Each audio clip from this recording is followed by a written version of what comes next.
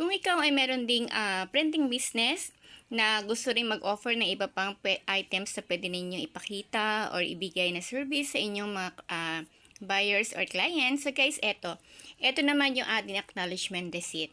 So this one kasi is kulay white lang yung ating bond paper na ginagamit dito. And then dito sa acknowledgement slip na to, highly recommended siya doon sa mga merong small business. Yan.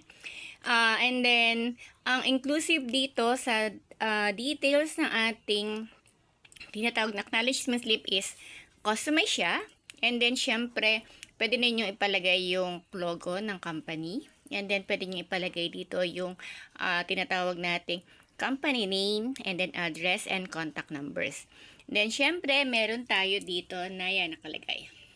Sold to, address, contact, and then meron din siyang particular date.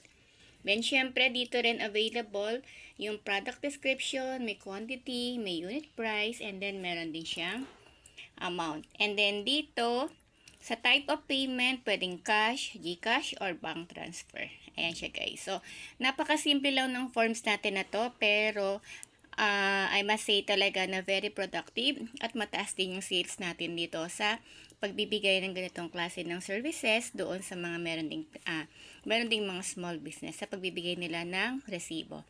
So, ang sizes nito is, this one is nasa 13 cm by 20 cm yan. So, halos kasing laki siya ng A5. And then, meron din tayong A6 na size or yung 1/4 nitong size na nakikita ninyo. Ayan, 50 pages or 50 leaves to. And then, 25 dito is para talaga sa customer's copy. And then, yung 25 pieces naman is duplicate copy. Ayan.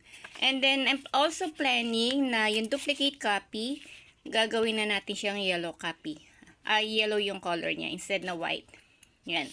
Para na sa ganun, mas madali nating makita na yung yellow is dapat nasa kopya yon ng nung mga tinatawag nating business owner. Ayan. And then yung white copy is para naman sa customer.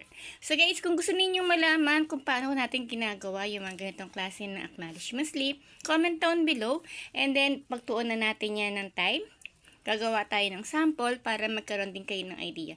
So, gagawa tayo ng tutorial. Okay? So, that will be all for today's video. Thank you so much sa inyong pananood. Bye for now!